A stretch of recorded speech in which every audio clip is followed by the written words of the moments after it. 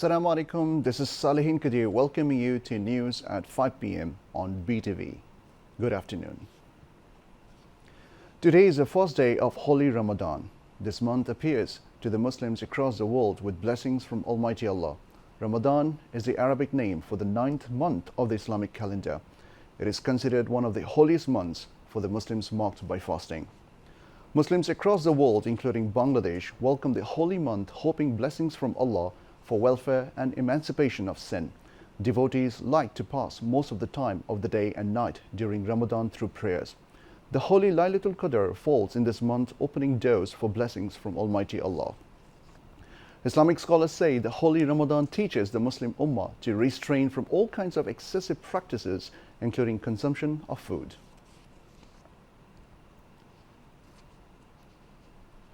The construction work of the Patenga Container Terminal (PCT) of the Chattogram port is now at the last stage. The terminal is being constructed at a cost of Taka 1,230 crore.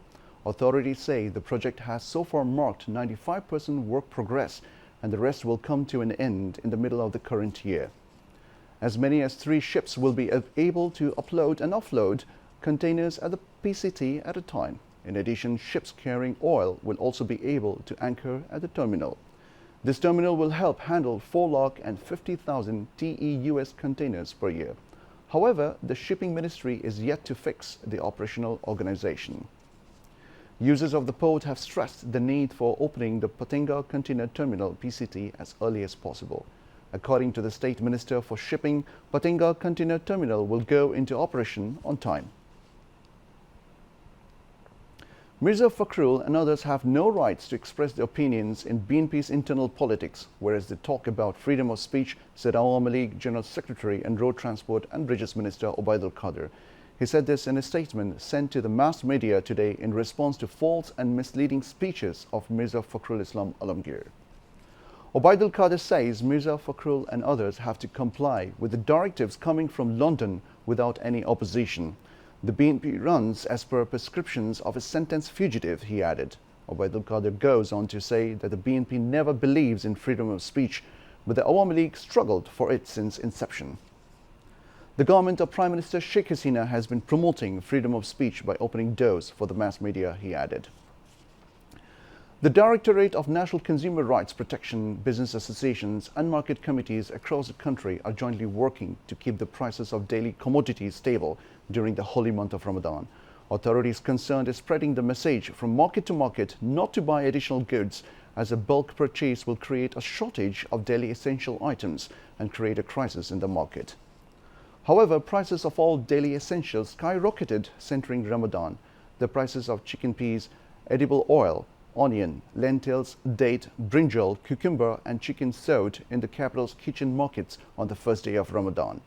Consumers have demanded punitive action against the market manipulators.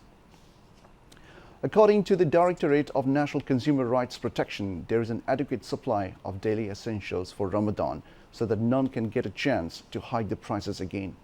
Meanwhile, businessmen urge the authorities concerned for smooth road transportation during Ramadan.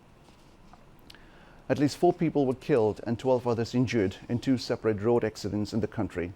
In Jalkati, 2 persons were killed and 12 others wounded as a passenger bus overturned at a roadside ditch after hitting an electric pole and a tree by losing its control in Rajapur in this morning. One of the deceased is a bus supervisor.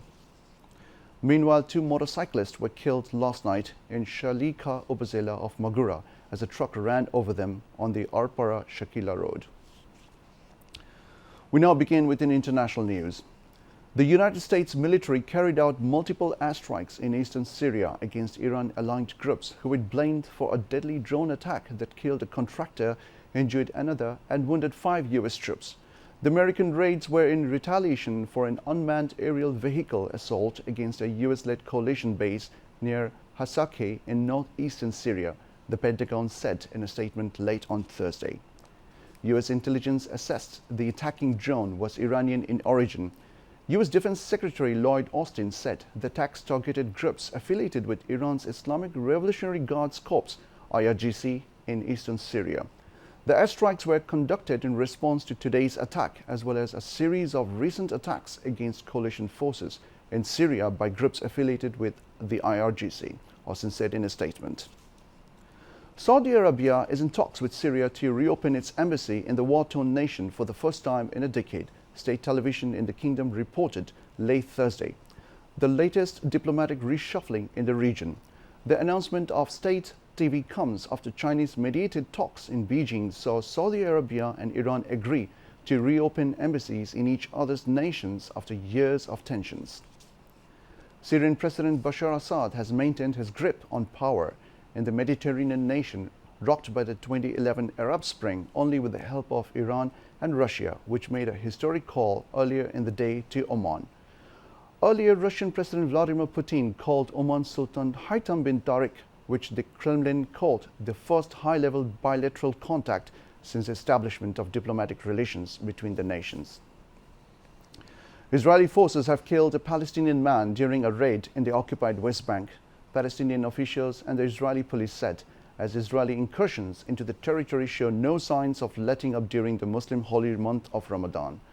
The Palestinian Health Ministry said 25-year-old Amir Abu Khadija was shot in the head in the city of Tulkarim on Thursday. Large crowds took to the streets to protest Abu Khadija's killing when his body reached hospital, Palestinian media outlets reported. A statement from the Israeli border police said its undercover unit was involved in a raid in the early hours of Thursday to arrest a Palestinian man it suspected of involvement in several shooting attacks. The forces surrounded the house he was in and fired at the man after he aimed a weapon at them, the border police said. An activist from the Palestinian Fatah movement, Murad Drobi, told local media that Israeli forces stormed Shufar, an area in Tulkarim, and closed off its main entrance to vehicles and residents before surrounding the house where Abu Khadija was hiding.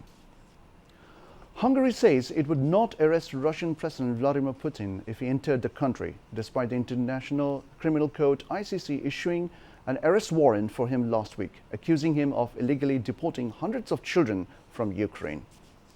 Hungarian Prime Minister Viktor Orban's chief of staff, György Gulyás, said yesterday that even though Hungary is a signatory to the Rome Statute, the treaty that created the ICC and ratified it in 2001, arresting Putin would have no basis in Hungarian law. Orban and his government have always been by far the closest ally of the Kremlin within the European bloc.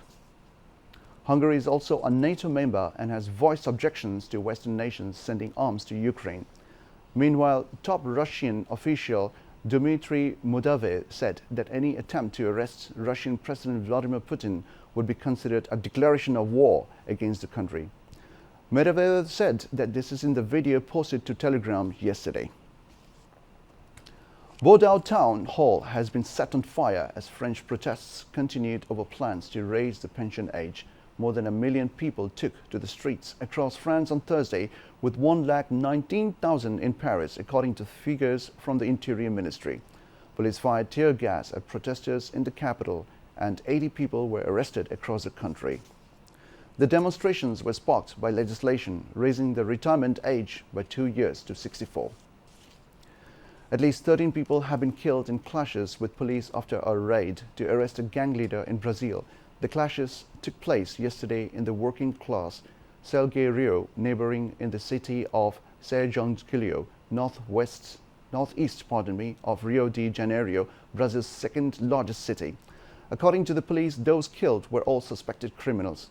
Leonardo Costa Ariero, accused of being drug gang leader from the northern state of Pará, is among the dead. That's all from the newsroom for the moment. Thank you for staying with us. Until then, Khuda Hafiz.